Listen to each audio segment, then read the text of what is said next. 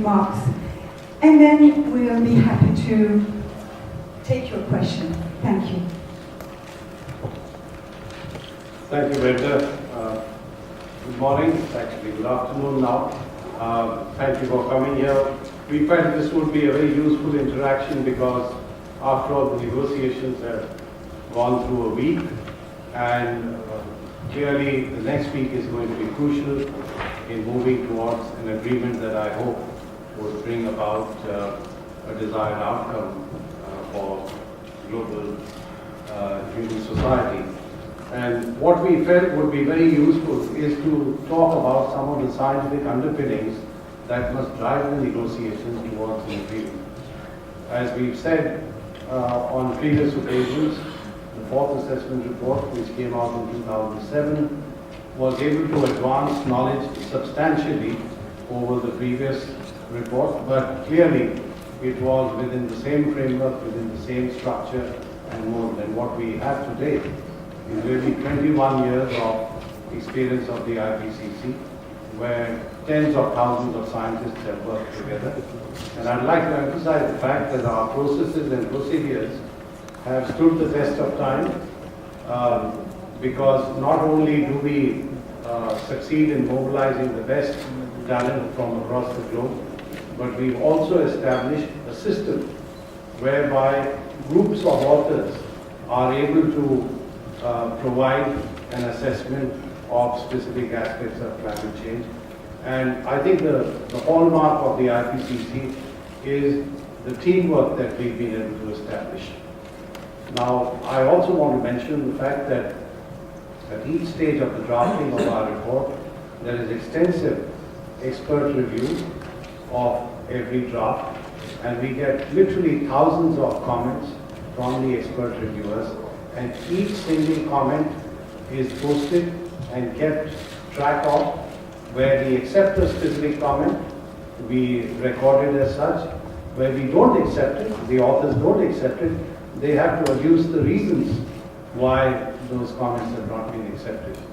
And then finally, let me also remind everyone over here that the summary for policymakers of every report, or the summary for policymakers of every report, is accepted by all the governments of the world, and that's a process which requires word-by-word acceptance and approval.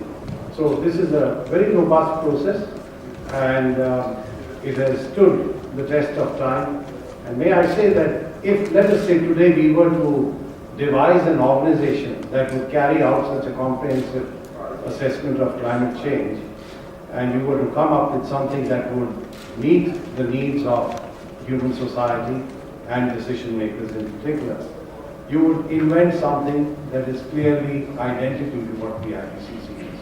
And in that sense, may I say, this has been a unique experience, this is a unique organization, and we're very proud of what we've been able to do. We're even more proud of the individuals who work in the IPCC and give their time without any compensation from the IPCC as a labor of love.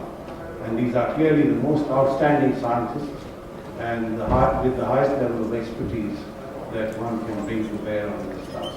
I'll just quickly end my comments by saying that one of the major things that we have been able to come up with in the fourth assessment report, and we are now of course working on the fifth assessment report, is a very clear understanding of key vulnerabilities in both developed as well as developing countries. And vulnerabilities depend on the exposure that people have, the sensitivity of a society, that means the status of development, and thirdly, their adaptive capacity. And therefore, I would say the poor in every part of the world are clearly very, very vulnerable. And we've also voiced 5 major reasons of concern which flow out of the third assessment report. And these are really risk to unique and threatened systems. Extreme weather events, which we know the intensity and frequency of is increasing. The distribution of impacts and vulnerabilities, because these are not uniform across the globe, they vary enormously. And I think our negotiations must understand that, and the agreement must take that into account. The aggregate impacts, because there would be much higher damages that we find for larger magnitudes of climate change and temperature increases. And there are also risks of large-scale singularities, and these we have documented very clearly. Now, I'll just end by saying that at the same time, while all these concerns relate to the outcome of inaction on the part of global society, if we were to take action, the costs of mitigation are really much, much lower than what anyone had anticipated. And what's even more significant is the fact that there are huge co-benefits in taking mitigation action. So I don't want to preempt what my colleagues are going to say, and they're going to give you further details. So I turn to Thomas Dr. and he'll tell us about working group 1.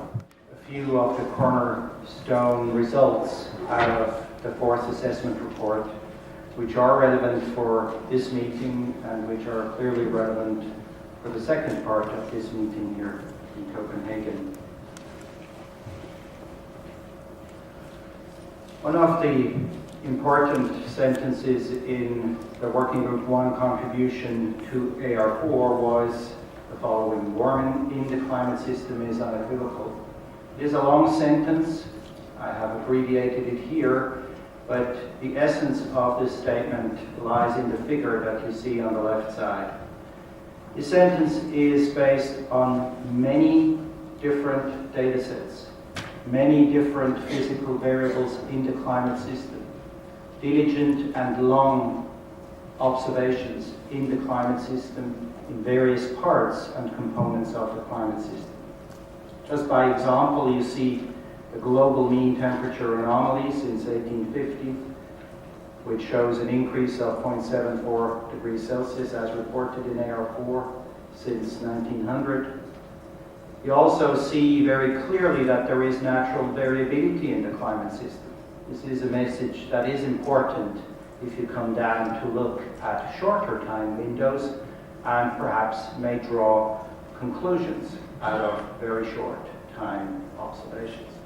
So natural climate variability is always with us, will always be with us, superimposed on a long-term trend, which is so much visible in a damped time series such as the sea level rise, which you see in the second graph, where we measure 17 centimeter of sea level rise since 1900. And in full physical consistence with these two parameters taken as examples is the reduction of snow cover in the northern hemisphere. This is the basis that led us in Working Group 1 to say and make the statement, warming in the climate system is unequivocal. Many data series from many different independent institutions and researchers worldwide. The second graph here, transmission here. It's moving on the computer, but not on this one here. It's not in the presentation mode again. If we could have the next slide, whoever is monitoring that. Is it mine? No.